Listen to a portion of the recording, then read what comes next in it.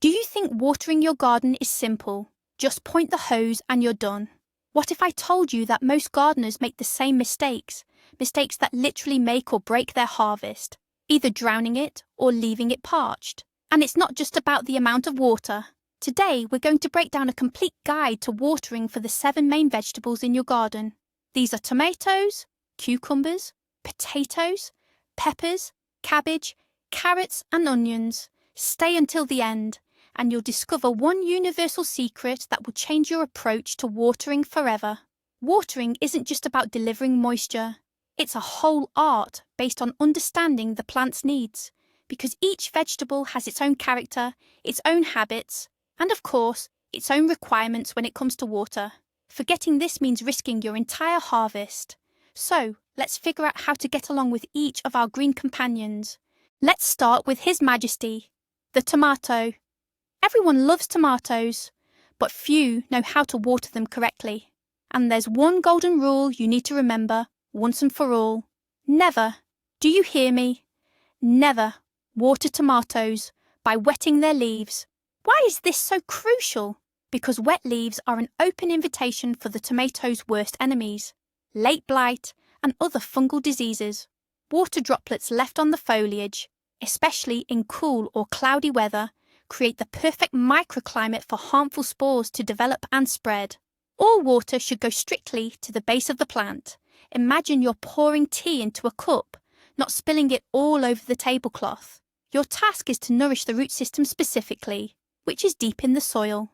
Use a watering can without a rose attachment, or set your hose to a low pressure and direct the stream right into the area around the base. Now let's bust a popular myth. Many gardeners think the more often you water, the bigger and juicier the tomatoes will be. This is a huge mistake. Frequent and shallow watering forces the roots to grow horizontally near the soil surface instead of reaching deep down. Such a plant becomes weak, dependent on your constant watering, and very vulnerable to even the slightest dry spell. The right strategy is to water infrequently, but very deeply. On average, once or twice a week, but make sure the soil is soaked to a depth of 20 to 30 centimetres. This encourages the roots to stretch downwards in search of moisture, making the plant strong and healthy. And of course, always use warm, sun-warmed water that has been allowed to stand. Ice-cold water straight from a well or tap is a real shock to a tomato's delicate roots. Now let's move on to its perpetually thirsty neighbour, the cucumber. If the tomato is a hardy aristocrat, the cucumber is more of a demanding tropical plant, made up of 95% water. And for cucumbers, consistency is absolutely key. Have you ever taken a bite of a crisp, beautiful cucumber, only to find it unbearably bitter? If so, you should know it's usually not the variety. It's likely due to inconsistent watering. Bitterness in cucumbers is a stress reaction. When the plant experiences drought, even for a short period, it starts producing a defense chemical called cucurbitakin. This is what gives the fruit that distinct, unpleasant, bitter taste. So the golden rule for cucumbers is simple. Never let the soil dry out. It needs to remain consistently and evenly moist, but definitely not waterlogged. In hot weather, especially when the plants are producing lots of fruit, cucumbers might even need daily watering. And here's a critical point, just like with tomatoes. Water temperature. Cucumbers absolutely hate cold water. Watering them with icy water straight from a well or borehole is a sure way not only to get bitter fruit, but also to invite root rot and other diseases. The water should be warm, ideally at room or air temperature. Just fill a watering can or barrel in the morning, and by evening, the water will be just right. Water gently around the base of the plant, trying not to wash away the soil around the stem or expose the roots. Cucumbers appreciate this kind of gentle approach. Remember, for those deliciously juicy, crisp, and sweet cucumbers, you really only need 2 things: consistent watering and warm water. Now let's turn our attention to potatoes, often called our second staple. Many people assume that since potatoes grow underground, you don't need to worry too much about watering them. Just a couple of times all summer seems like enough. But this is exactly the approach that leads to the biggest disappointment come harvest time. A crop of tiny tubers instead of good-sized potatoes. The key to watering potatoes properly lies in understanding their growth stages. All the critical moisture needs happen at two crucial times. The first and most important is during the budding and flowering period.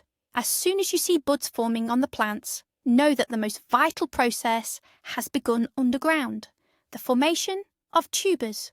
This is when the plants desperately need moisture to size up those tubers.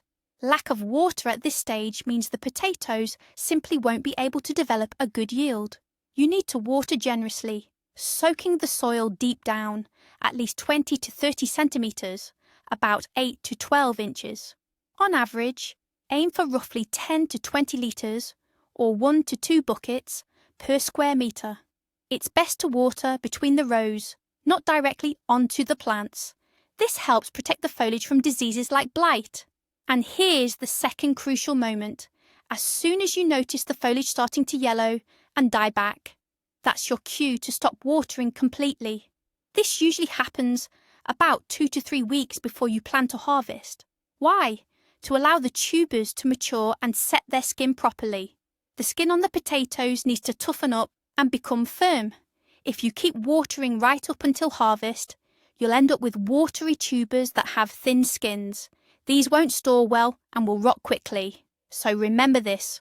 Water generously during flowering and stop completely when the foliage starts to die back.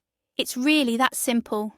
Moving on, next up is a true southern aristocrat, the pepper. Both sweet and hot varieties can be quite the diva in the garden bed. Their main motto is moderation and balance in all things, especially when it comes to watering. This plant is a master of drama. If you subject it to drought, it won't put up with it for long. In protest, it will simply drop its flowers and even the small just forming fruit. You'll be left with no harvest. But if you decide to flood it, thinking you're doing it a favour, the result won't be any better. Pepper roots will start to suffocate in a swampy mess. The plant will get sick, and you can forget about a good yield. So, how do you find that perfect balance? The pepper plant itself will tell you everything. Observe its leaves carefully. If they droop slightly or hang their heads in the midday heat, that's perfectly normal. It's how they protect themselves from the sun.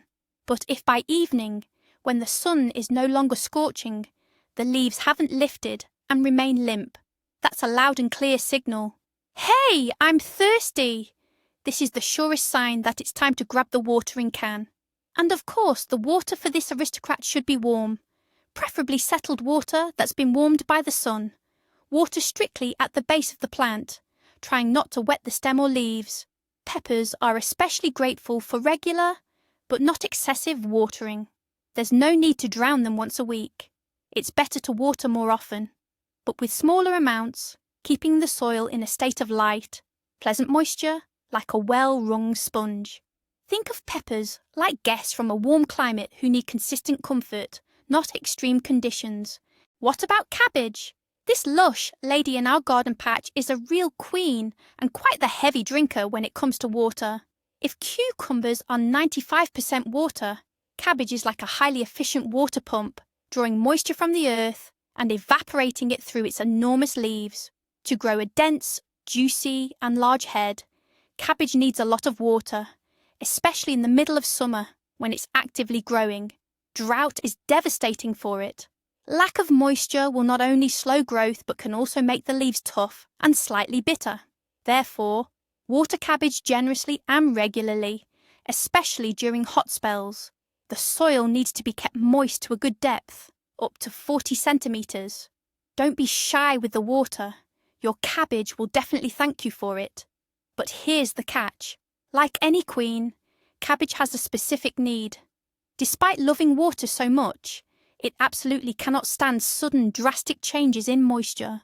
This is where the main danger comes in. Head cracking. Imagine this scenario. You haven't watered your cabbage for a long time, and the soil is bone dry. Then you arrive at the garden and decide to rescue it by pouring several buckets of water around each plant. What happens? The inner leaves of the head suddenly get a huge amount of water and start growing explosively. But the outer leaves, which are tougher and dried out, can't keep pace. The result is internal pressure that simply splits the head open from the inside. To prevent this, water your cabbage consistently, never letting the soil dry out completely. If a drought does happen, restart watering gradually, beginning with just a small amount. Remember, consistent moderate moisture is much better for cabbage than infrequent extreme flooding. Now let's dig a little deeper and talk about carrots. This root vegetable really loves depth, and the way you water it directly affects the harvest you'll get in the fall.